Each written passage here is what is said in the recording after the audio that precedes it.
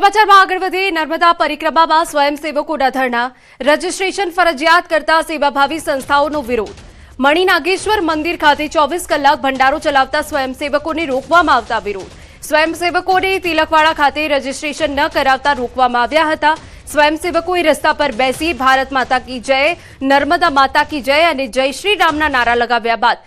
મામલો ઠારે પડ્યો હતો આપને જણાવી દઈએ કે ભંડારામાં સેવા આપવા માટે જતા સ્વયંસેવકોને આઈ કાર્ડ બનાવી આપવા માંગ રોજ રજીસ્ટ્રેશન કરાવવું અઘરું પડતું હોવાની ફરિયાદ છે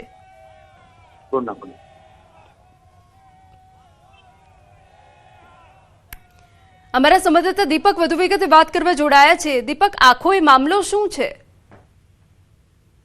બિલકુલ ખાસ વાત કરીએ તો 19 માર્ચથી શરૂ થયેલી નર્મદા પંચકોશી પરિક્રમાને લઈ મોટી સંખ્યામાં હાલ ભક્તો આવી રહ્યા છે ત્યારે આ ભક્તો આવતા જે તંત્ર દ્વારા રજીસ્ટ્રેશન કરવામાં ફરજિયાત કર્યું છે શનિ રવિ અને જે રજાના દિવસો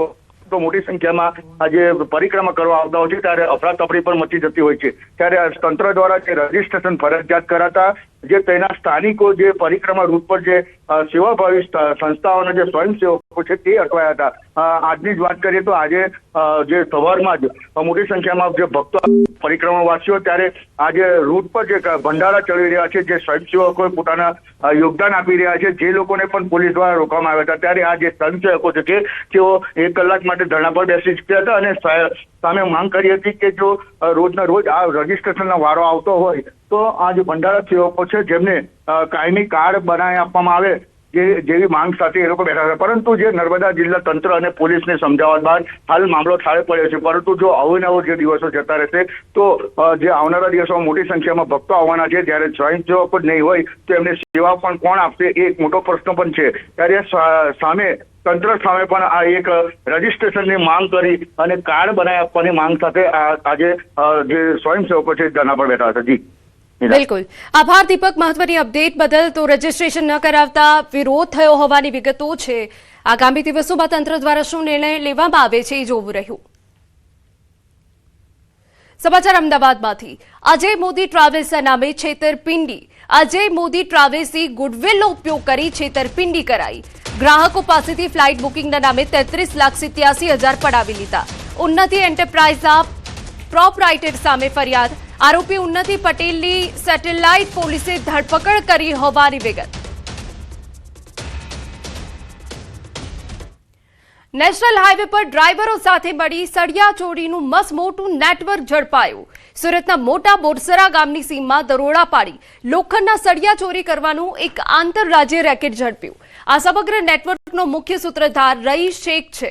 તે હાઈવે પરથી પસાર થતા સળિયા ભરેલા ટ્રેલરોના ચાલકોને વિશ્વાસમાં લઈ અથવા લાલચ આપી મોટા બોરસરાની ખુલ્લી જગ્યામાં બોલાવતો હતો ત્યાં અંધારામાં સળિયા ઉતારી લેવામાં આવતા હતા પોલીસે આ મામલે 2 શખ્સોને દબોચી લીધા છે જ્યારે રઈસ શેખ સહિત 3 શખ્સો હાલ ફરાર છે જિલ્લા એલસીબીએ રૂપિયા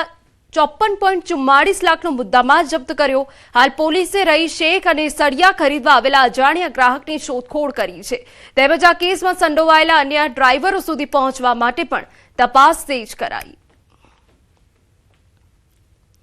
સમાચાર અરવલ્લીમાંથી મેઘરજના ઇપલોડા ગામના સરપંચ સસ્પેન્ડ થયા સરપંચ નૈનાબેન પટેલે ટીડીઓ દ્વારા ફરજ પરથી મોકૂફ કરાયા હોવાની વિગત 3 સંતાનો મુદ્દે થયેલી અરજી બાદ કાર્યવાહી આધાર પુરાવા સાથે હાજર રહેવા નોટિસ આપવામાં આવી 19 અને 22 જાન્યુઆરીએ હાજર રહેવા જણાવ્યું છતાં હાજર રહ્યા નહીં 45 દિવસની રજા પૂર્ણ થતા નિર્ણય લેવાયો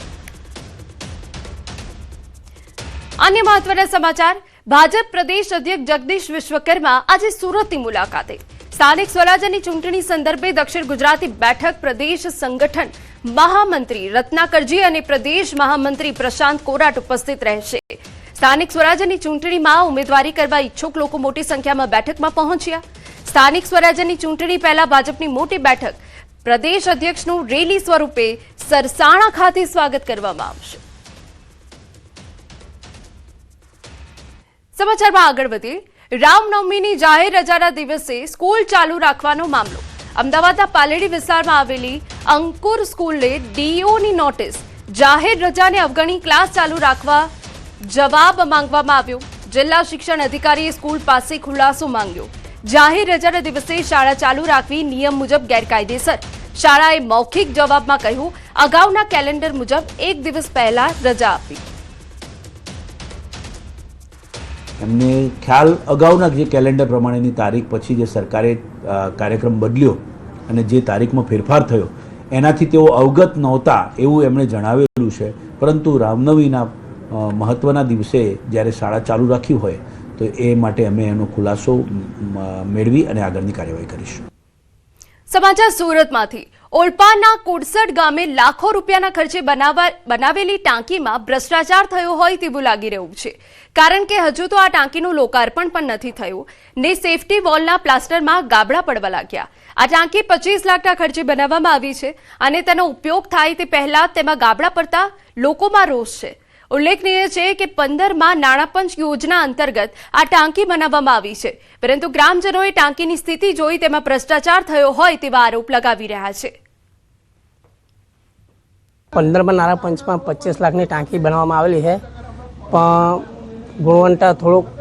ઓછું છે. એ લોકોને વાત કરી છે અધિકારીને, તો એ લોકોએ કીધું છે કે આપણે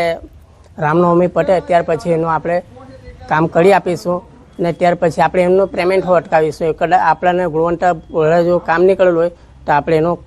પેમેન્ટ પણ અટકાવેલું છે. અમે જોયું ઉપર ચડીને તો એવું લાગ્યું કે આ વોલ બરાબર નહીં, તો અમે હલાવી તો વોલ પડી ગઈ. એટલે અમે સરકારી અધિકારીને રજૂઆત કરી, તો સરકારી અધિકારી એવું કહેવા માગે છે કે આના અમે પૈસા કાપી લઈશું. અમારી રજૂઆત એ છે કે અમારા પૈસા કાપવાને ભ્રષ્ટાચાર થયો છે એ અમને ખબર છે, તો તમે એમને રેડ લિસ્ટમાં રાખી એમના કોન્ટ્રાક્ટરને બાકાત કરો અને એમના પૈસા બંધ આપતા નહીં. મહત્વના સમાચાર. પ્રથમ જ્યોતિર્લિંગ સોમનાથ મંદિરની 1 એપ્રિલથી ઓળખ બદલાશે. મહાદેવનો ત્રિશૂળ બનશે સોમનાથ ટ્રસ્ટની નવી ઓળખ. સોમનાથ ટ્રસ્ટ દ્વારા એક મોટો અને ઐતિહાસિક નિર્ણય લેવામાં આવ્યો છે. આશરે 77 વર્ષના લાંબા ગાળા બાદ ટ્રસ્ટ હવે પોતાની પરંપરાગત ઓળખ એટલે કે લોગો બદલવા જઈ રહ્યા છે. આગામી 1 એપ્રિલથી સોમનાથ ટ્રસ્ટની સત્તાવાર ઓળખ તરીકે નવો લોગો અમલમાં આવશે. વર્ષોથી સોમનાથ ટ્રસ્ટના જૂના લોગોમાં મંદિરનો સ્તંભ દર્શાવવામાં આવતો હતો, જે શ્રદ્ધાનું પ્રતીક હતું. જો કે બદલાતા સમય અને આધુનિકતાને ધ્યાનમાં રાખી ટ્રસ્ટે હવે નવા લોગોમાં ભગવાન શિવના શસ્ત્ર એવા ત્રિશૂળની ભવ્ય ઇમેજને સ્થાન આપ્યું છે. આ નવો લોગો અત્યંત આકર્ષક, તેજસ્વી અને આધુનિક ગ્રાફિક્સ સાથે તૈયાર કરવામાં આવ્યો છે, જે સોમનાથની પૌરાણિકતા અને અર્વાચીનતાનું સુમેળ સાધે છે.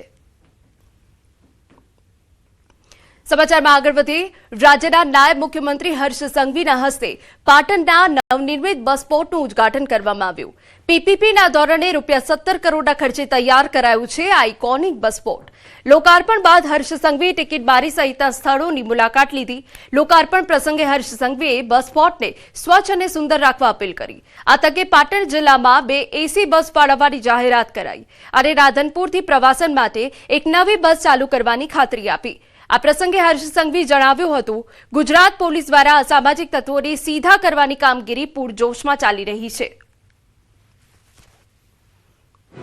છેલ્લા 1 વર્ષમાં